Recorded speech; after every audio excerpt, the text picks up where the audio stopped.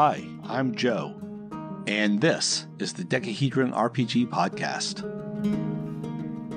Hey everyone, this is Joe, and this is the 3rd week of OSR October. And for this week, I am discussing Paladins and Rangers for OD&D. And when I say OD&D, I'm using the big umbrella term for OD&D. I mean, of course, the original box set of Dungeons and Dragons. I mean, the Holmes edition. I mean, the BX editions. And I mean, BECMI. And of course, all the clones thereof.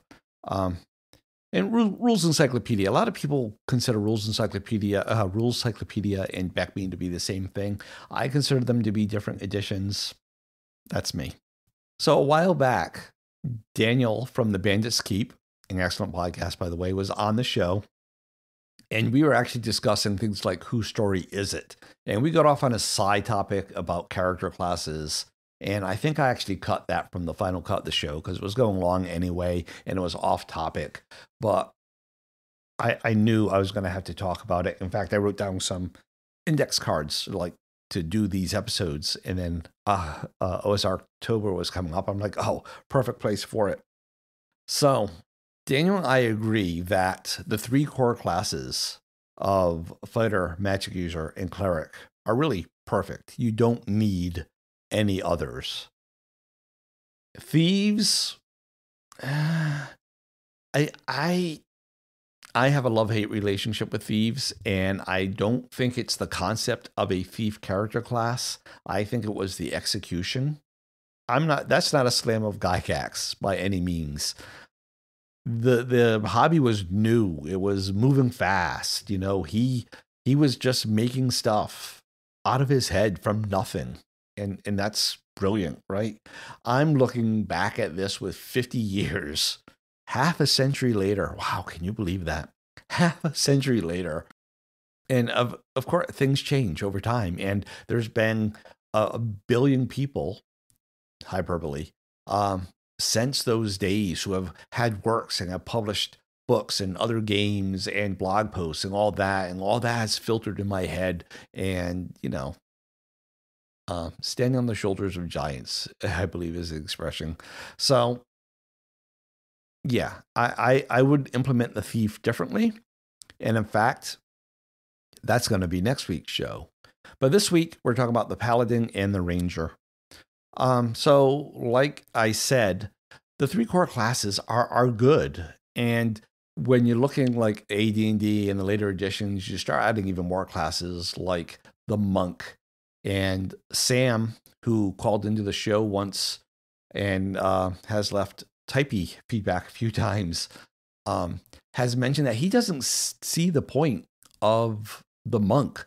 The monk is just a fisty fighter. And I think you also said the barbarian is just an angry fighter. And I agree. You don't need separate classes for those things. If you want a very martial character, just call it a fighter and play it that way.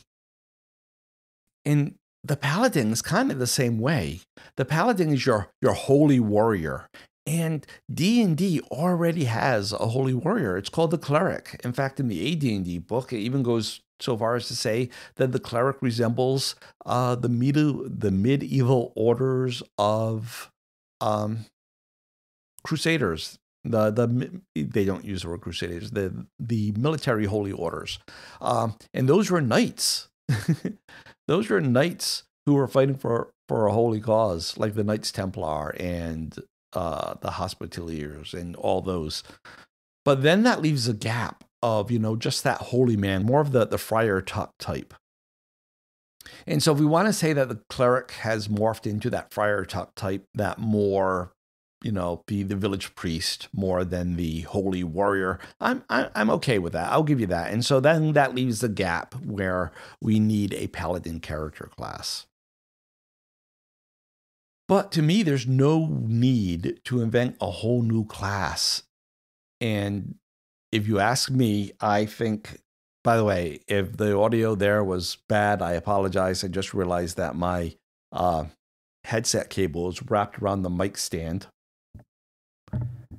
And that might have been rubbing out into the microphone. So I apologize. Also, I'm using a new microphone setting. When I plugged in my mic, I noticed this orange box on my Mac, and I clicked on it, and it had this setting called voice isolation. So I'm giving that a try for the first time. Anyway, Paladins. Yeah, if you ask me, the original Paladin is just overhyped. It's a very Munchkin-y class. The holy mount, the laying on hands, the immunity for all that stuff. It's just overkill. If you want a holy warrior, why make it so complicated? Just do a fighter cleric multiclass. Period. That's it. I'm going to talk a little bit more about that in a second, about what I mean by multiclass, because that definition changes over the editions, and the way I'm doing it is even different from all those. So, all right. So that's the Paladin. Next one is the Ranger. I bet you know where this is going. So again, the Ranger it's your wilderness fighter. Again, I'm not convinced that we need a class for that, but it is an interesting niche, and we already have mechanical things that we could overlay there and make that work. So I'd be totally okay to do this. And just like I said, a Paladin was a fighter cleric multiclass. The Ranger's going to be a fighter druid multiclass. But wait, Joe, I hear you say, the druid didn't exist in OD&D. It didn't exist in Holmes. It didn't exist in BX. It kind of weirdly existed in BECMI and Rules Cyclopedia. Yeah. It was a very weird implementation of the druid. It's like I think it was in Companion that they came up with the druid. And rather than just saying, here's a new character class, they were like, here's something your cleric can become once he hits 7th level or 9th level or something. I bet someone out there will know and call and tell me what the right level was. Which, to me, that just sounds weird. You know, I've been dedicated to the god Elog all my life. But now that I'm 7th level, I'm changing to the god Sylvius, and I'm going to become a druid. No, doesn't make sense to me. So for druids, what we're going to do is going to use the spells from OD&D. So in OD&D, the druid first appears in Greyhawk, but that's more as a monster to encounter. As a character class, it first shows up in Eldritch Wizardry. And that's where it has a list of druid spells. So I would use the spell list from Eldritch Wizardry. If you want to go, or if you don't have Eldritch Wizardry and you do happen to have Dungeons and Dragons Companion from the BECMI edition or Rules Encyclopedia, you can just use those spell lists. But yeah, just a ranger is just a fighter druid multiclass. Even if you don't have the druid class, which in my world I wouldn't, yeah, there you go. It's that simple. All right. So what do I mean by multiclassing? You know, if you listen to the show at all, you know that I am a strong proponent of human-only campaigns. I think when you add the non-humans, the way it has traditionally been done, it fades the humans out to worthlessness. And we are all human. We have eons of human history behind us that have all been interesting and fascinating, and all the tales from like medieval times, fascinating, exciting adventures, and they're all humans. I mean, when you add a non-human to a story, the point is always to point out something about humanity, and whatever. So I'm a fan of human only. I don't knock you if you like playing a dwarf all the time. We all like different things. So in a human-only campaign, what I would do is, well, there's two options, right? You can just do the traditional, you take all the XP you get and you divide it in half. And as you cross each threshold, that class levels up. Yeah, that's okay. I think that makes it feel more like a fighter cleric than it does a paladin, though. So what I would do is I would just call it a paladin, and I would charge the full cost of the more expensive class, which in this case is fighter, because a fighter requires 2000 XP for second level, and half the XP of the less expensive class. So both cleric and druid use the same progression charts, and that's the one for the cleric. And just like I said, the fighter was 2,000. The cleric is 1,500. So half of 1,500 is 750. So I would just say that the base experience for a ranger or a paladin, I would just say that the base cost for a ranger or paladin is 2,750. That's good enough. And why half? I think because a lot of what you're paying for is things like the additional hit die. I mean, that's the majority of your cost right there, right, for the XP. But your increased chances to hit, your increased access to spells and everything. And so charging twice for that when it's as a ranger, you're only going up to second level. Yeah, I wouldn't charge full price for that. So that's my rationale for doing it that way. That's the way I would do that in a human-only campaign. However, I know that I am in the minority for the human-only campaign stuff. So the other way to handle this, and if I were doing a multiracial campaign, this is the way I would do it, is I would do it racist class. By racist class, I mean just like in Holmes Onward, where the elf is a fighter magic user, although Holmes does it a little differently than they do even later on. Yeah, that's how I would do it. And I would say that dwarves would be your paladin race. Now, really, if I were doing this in my world, I tend to think of dwarves as more magical and elves as more spiritual. And I would probably call the elves the paladins, and the dwarves would be the fighter magic user types. But that requires rejiggering too many of the rules and stuff. And in order to drop this in for somebody, I think it's easier to just say the dwarves are the spiritual ones, and they are your paladins. They are your fighter clerics. Then for the ranger, I would say the trusty old wood elf. Ta-da! Yeah, that's it. A sub, your normal elf is your high elf or whatever. But the wood elves, one who lives in the woods and everything, they would be your rangers. They would have your fighter druid combinations.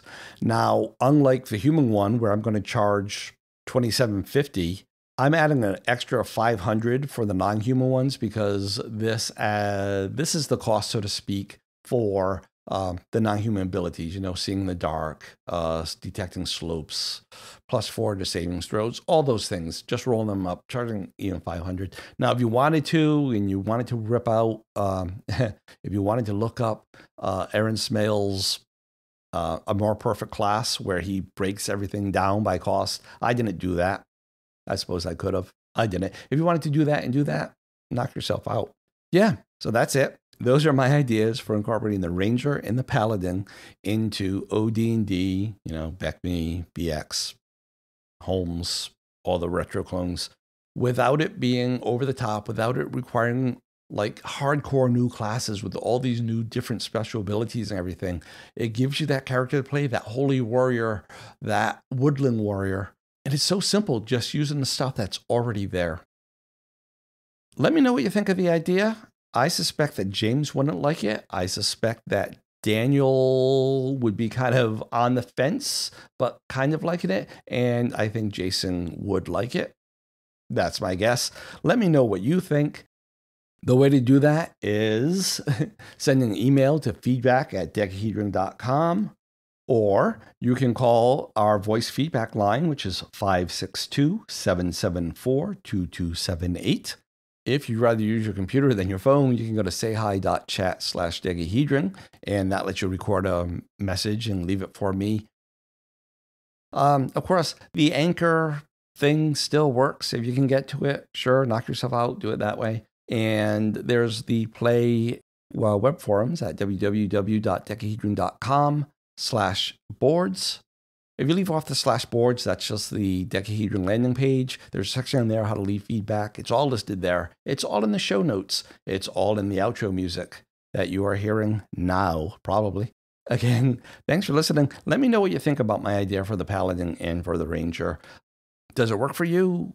Is my experience point cost too high, too low, just right? I really am curious. Let me know. I'll play your feedback unless you ask me not to.